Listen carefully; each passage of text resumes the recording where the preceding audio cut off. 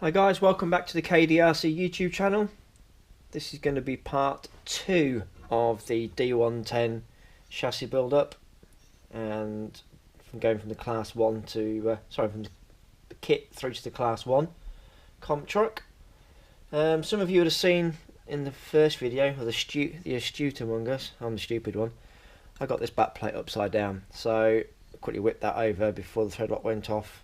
It's a small difference. There's like a recess here and this side's flush, so yeah, that was upside down, so quickly pop that around the other way.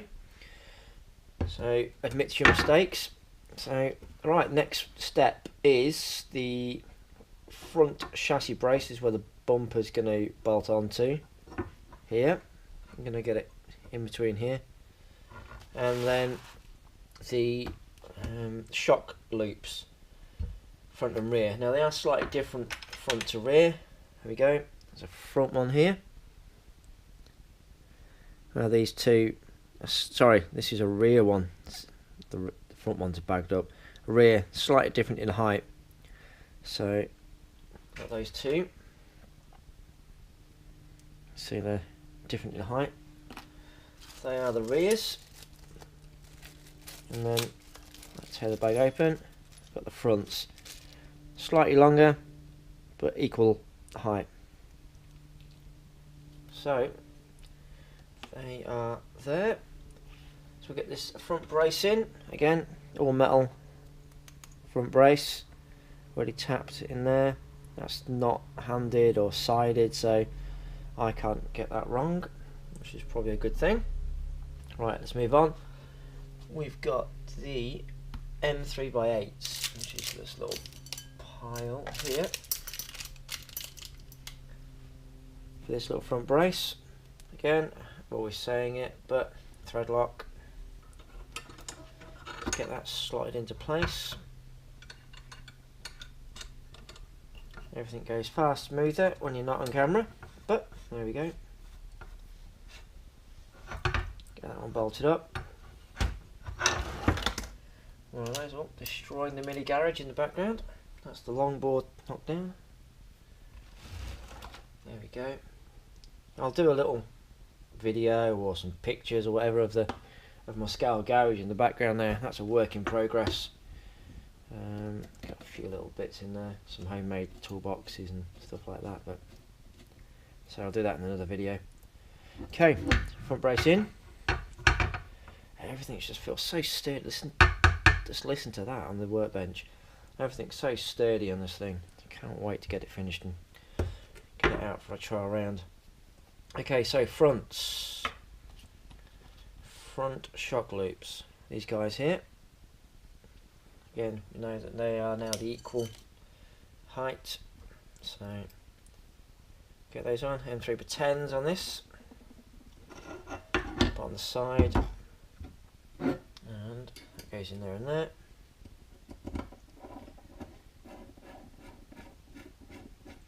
It's just so nice to have a kit that just goes together and you haven't got to worry about having to just flex things about just to get it to fit. Everything just goes straight in there. So, and none of these plastic sprues as well that you have to keep cutting all the bits off and making sure it fits and refitting it and shaving a bit off here and there. None of that with these guys from RC4WD Drive. All metal bits. Even on the little 1/18 scale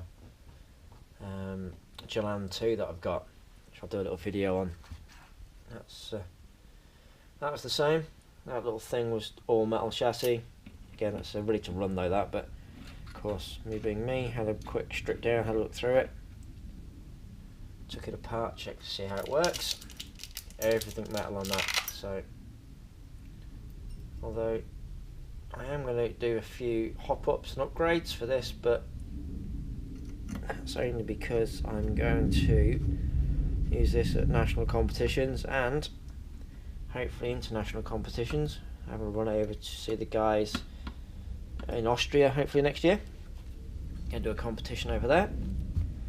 Of course, we'll be videoing that and following that through on this channel. But that is a way off yet. Let's get this chassis finished. Okay, so we have moved on to the rears now. You guys can see this alright.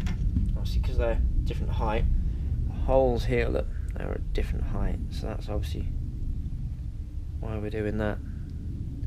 See if we can move this light a little bit to give us a little bit of a light on here. Here we go, look. That's that. Again, I think they're the same, so yeah, M3x10s.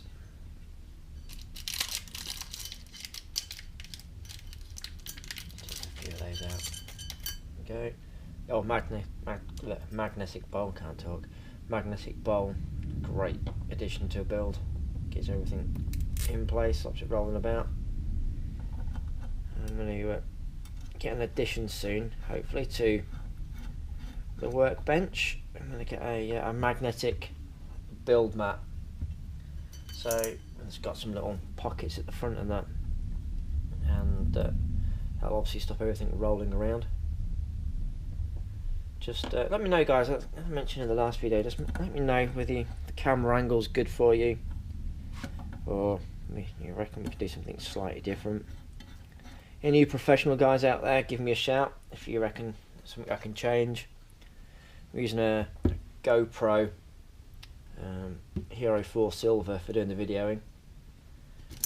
I got that just because I can use it on the trail rigs as well. A bit of a multi-use bit of kit, so it's just venturing out on this YouTube channel really. See how we get on with it. Hope you guys are enjoying it so far. I know I am. So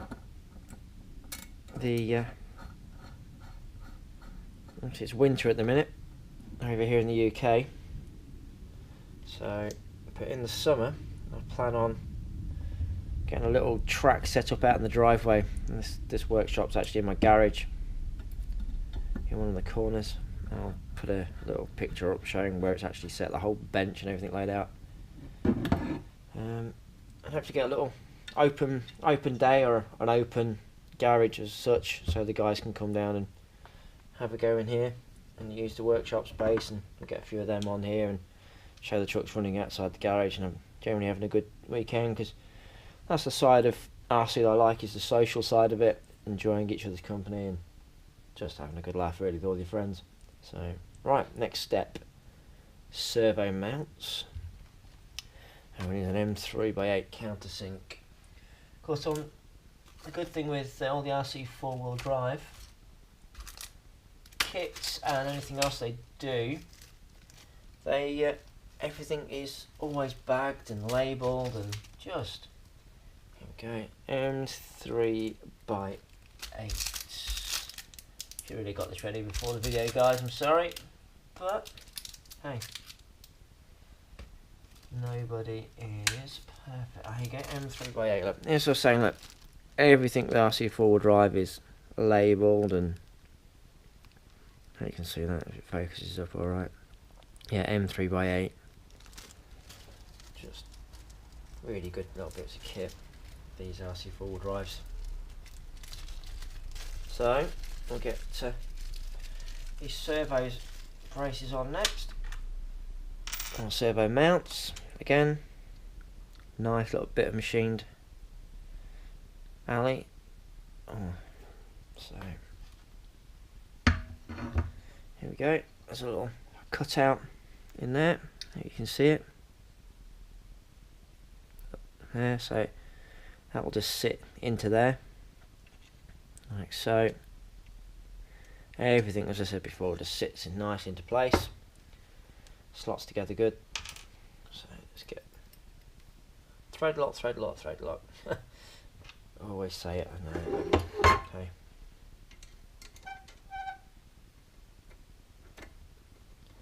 It is what it is. It holds your truck together. So, right, let's keep a little bit of rag to hand just to clean up any little bit of overspill or a little bit of too much of the thread lock. Keep your rigs looking neat and tidy for at least the first build up. Not promising anything after there, but hey, this thing is going to get used. Get back into shot will be helpful. Okay, so where are we at so far? Shot loops on, front and rear. The servo mount is in place. All we've got next is the little panhard rod brace, which goes just in here somewhere, I think.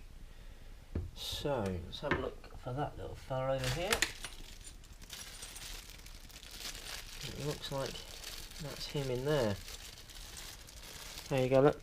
G2 front 3-link mounts, and there he is in front. It's part of the 3-link system at the front. Let's grab you out of there. And there's some M3x10s just to hold that all together. Let's get it around the same way as in the book. That's it, it's on the outside. Oh, which way around do you go? Let's get this right the first time, hey? Yeah, that's right. So it sits around that way. Okay, so we need some M3x10s.